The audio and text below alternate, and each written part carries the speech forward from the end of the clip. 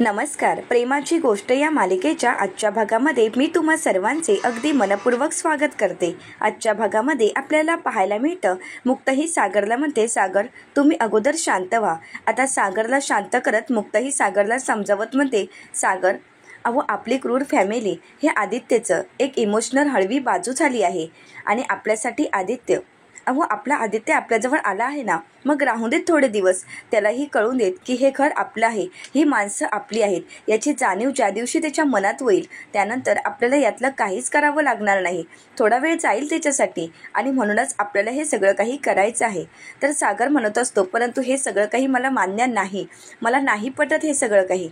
सागरा मुक्ताला म्हणतो की आदित्यशी बोलायला हवं, आदित्यला समजवायला हवं. मी आदित्यशी बोललोही असतो, परंतु ही सावनी कशी बाई आहे मुक्ता तुम्हाला अजूनही माहीत नाही.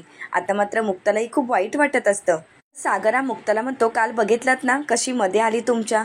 ती का करत आहे आणि कशासाठी करत आहे हे न कळणं इतका मूर्ख नाहीये मुक्ता मी. तर आता मुक्ता ही सागरला म्हणते, सागर मलाही सगळं काही कळत आहे.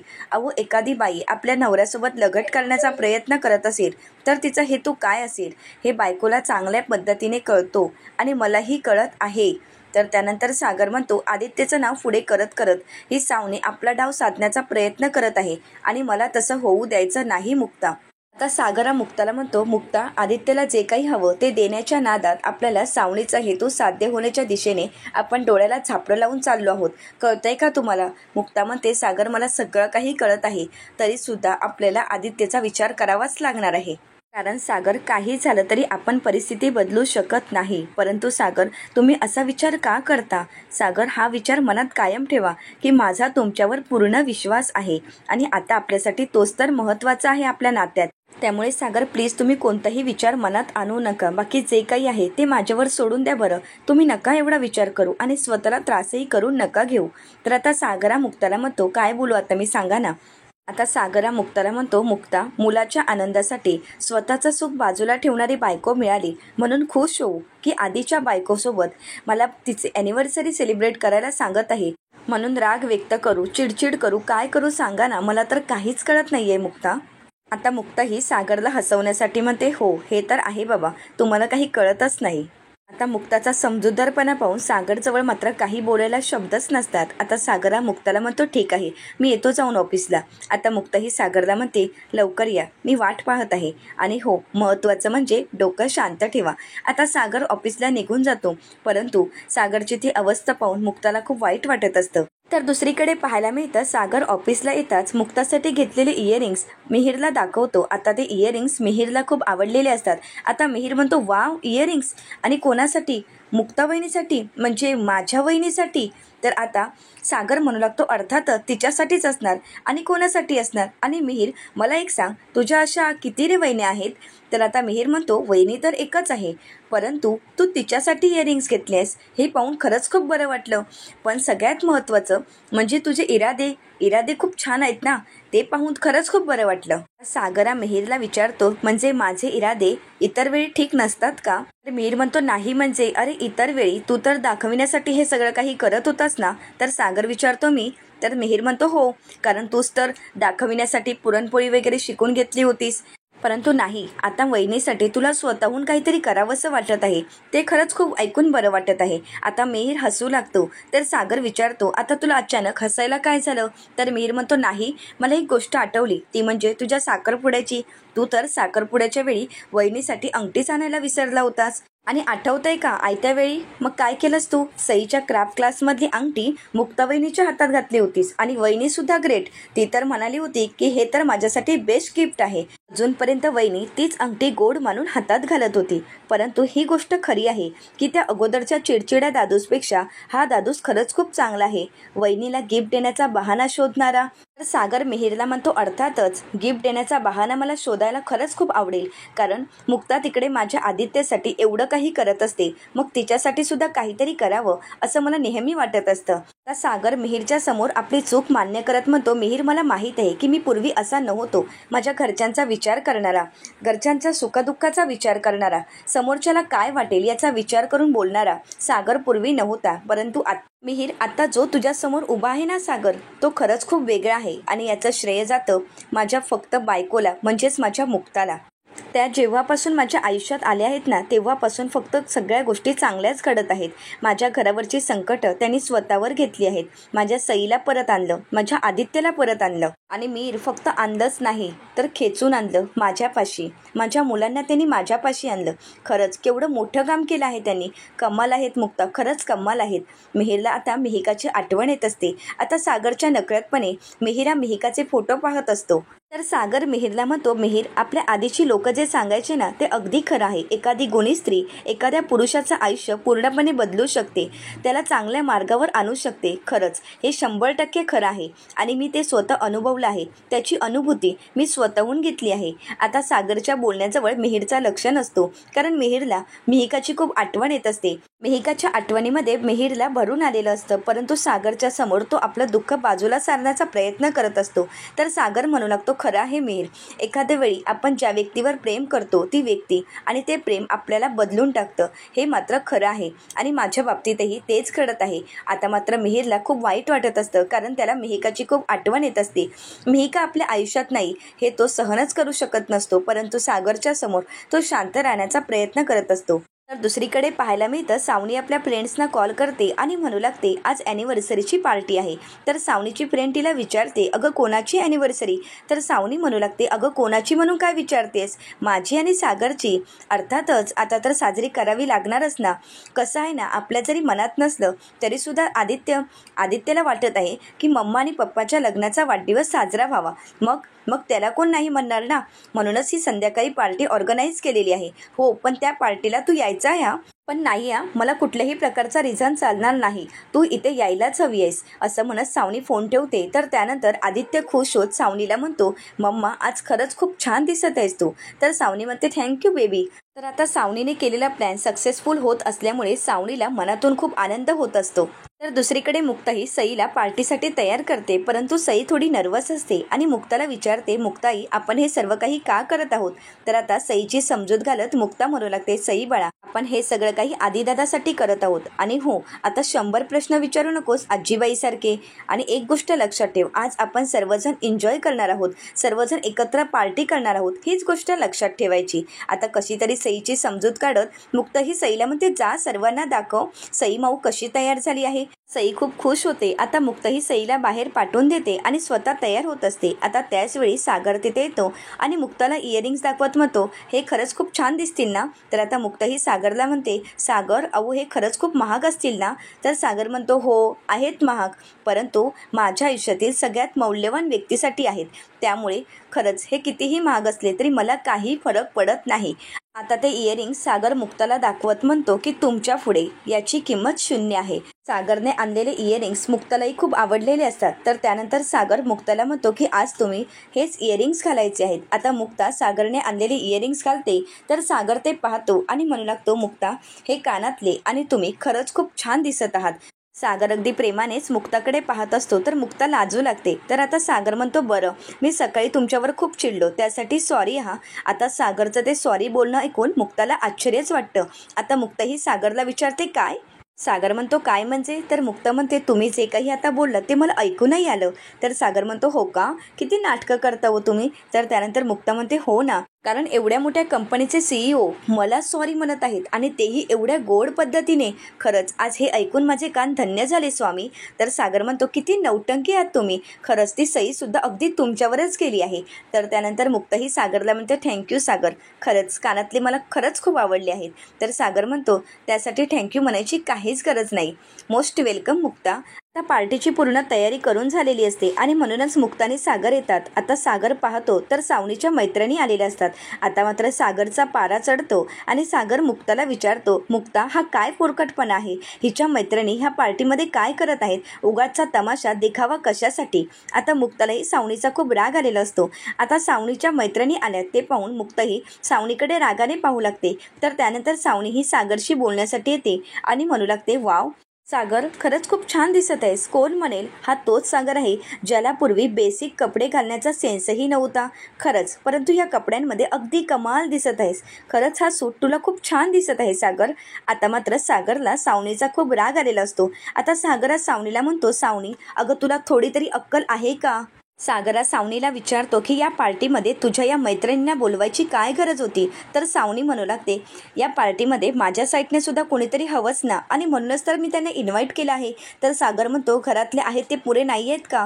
तर सावनी म्हणू लागते, घरातले ते तर फॅमिली मेंबर्स आपण घरगुती कार्यक्रमासाठी चालतात, परंतु जर पार्टी करायची असेल तर त्यासाठी फ्रेंड्स तर लागतातच ना, आणि म्हणूनच तर मी माझ्या या मैत्रिणींना इन्व्हाइट केलं आहे. आता मात्र सागरला खूप राग आलेला असतो. आता सावनीची एक मैत्रीण पुढे येत सागरला म्हणते, हाय सागर. तर त्यानंतर सावनीची मैत्रीण सावनीला म्हणते, सावनी अगं तू खरंच खूप लकी आहेस.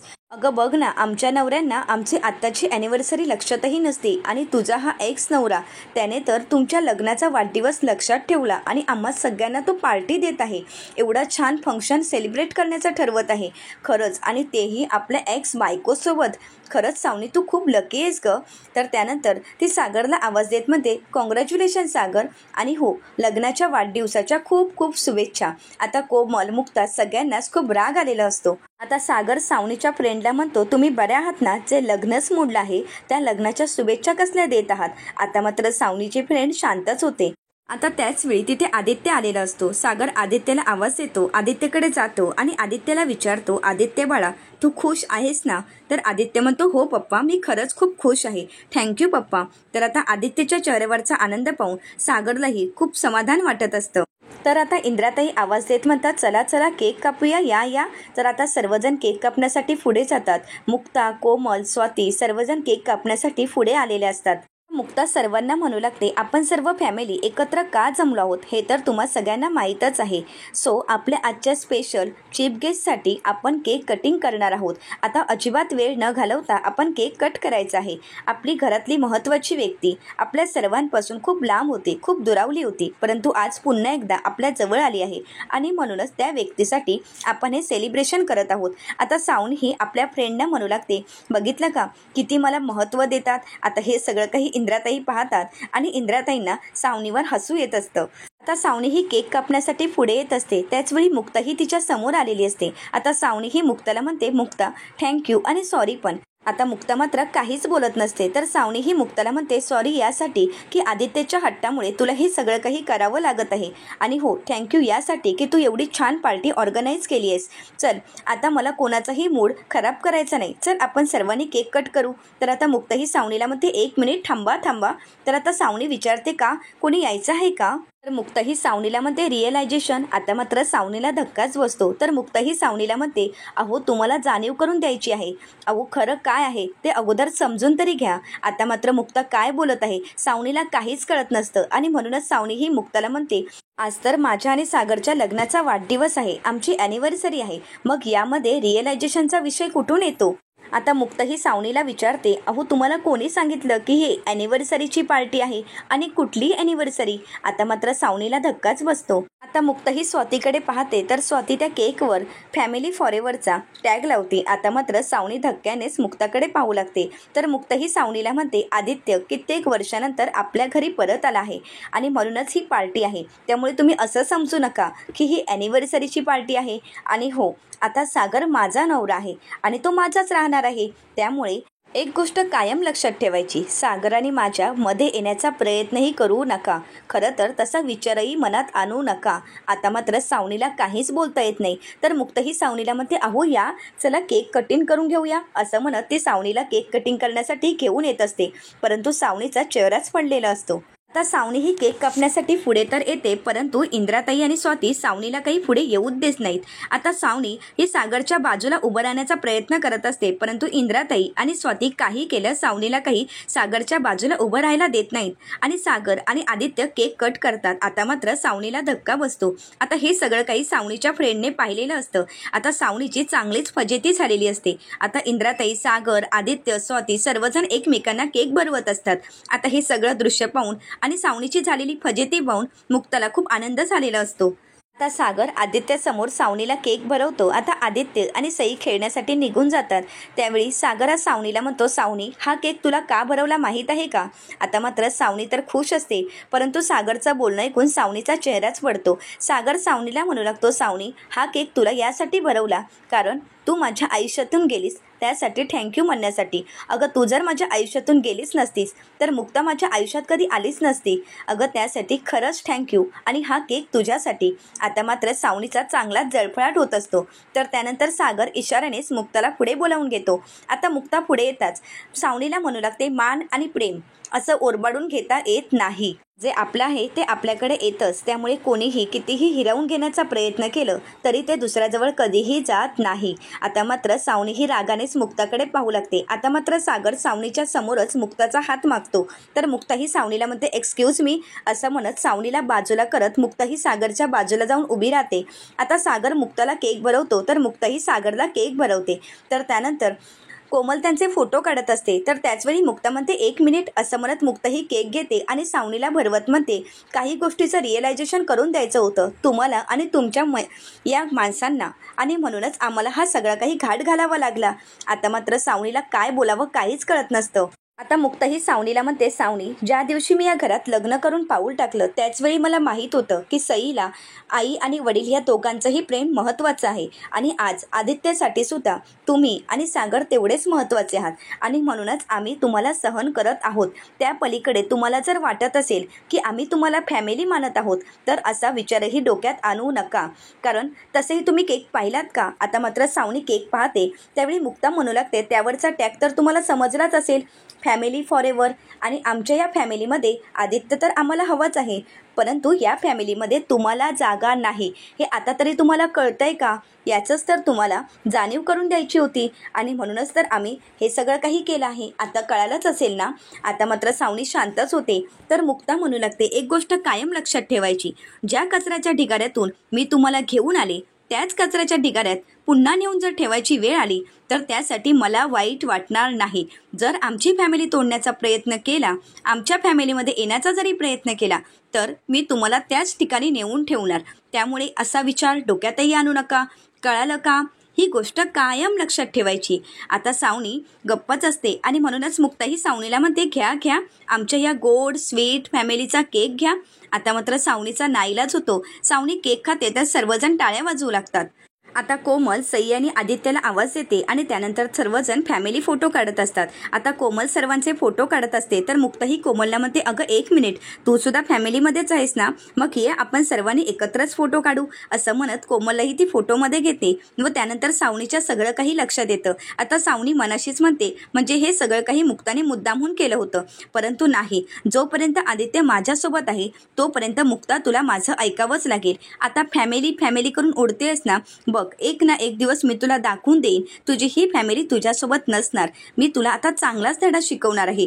परंतु मुक्ताने सावनीला चांगला धडा शिकवलेला असतो आणि सर्वजण खूप एन्जॉय करत असतात. तर पुढील भागामध्ये आपल्याला पाहायला मिळतं, आदित्य सागरला म्हणू लागतो, पप्पा आपल्या ड्रीम फॅमिलीचा मला फोटो काढायचा आहे. आता सावनी त्या संधीचा फायदा घेत सागरच्या बाजूला येऊन उभी राहते आणि जबरदस्तीने सागरचा हात आपल्या गळ्यात ठेवत फोटो काढण्यासाठी उभी असते. तर त्यानंतर तेवढ्यातच तिथे मिहीर आलेला असतो. आता हे सगळं दृश्य पाहून मिहीरला धक्काच बसतो. तर त्यानंतर आदित्य हा सागरला म्हणतो, पप्पा तुम्ही मम्मासाठी गिफ्ट नाही का आणलं? तर सागर म्हणू लागतो, आदी. तर आता आदित्य म्हणू लागतो, पप्पा हे खरंच तुम्ही चुकीचं केलं आहे. आजचा दिवस तुमच्यासाठी आणि मम्मासाठी स्पेशल आहे ना, मग आज तुम्ही मम्माला गिफ्ट आणायला हवं होतं, मुक्ता आंटीसाठी का आणलं आहे? नाही पप्पा, हे खरंच तुम्ही चुकीचं केलं, तुम्ही मुक्ता आंटीसाठी गिफ्ट आणायला नको होतं. आता हे ऐकून मुक्तालाही खूप वाईट वाटतं आणि सागरलाही धक्का बसतो. आता पुढे काय होणार हे पाहण्यासाठी चॅनलला नक्की सबस्क्राईब करा. आजचा व्हिडिओ तुम्हाला कसा वाटला हे कमेंट करून नक्कीच कळवा. आजचा व्हिडिओ जर आवडला असेल तर व्हिडिओला लाईक करा. धन्यवाद.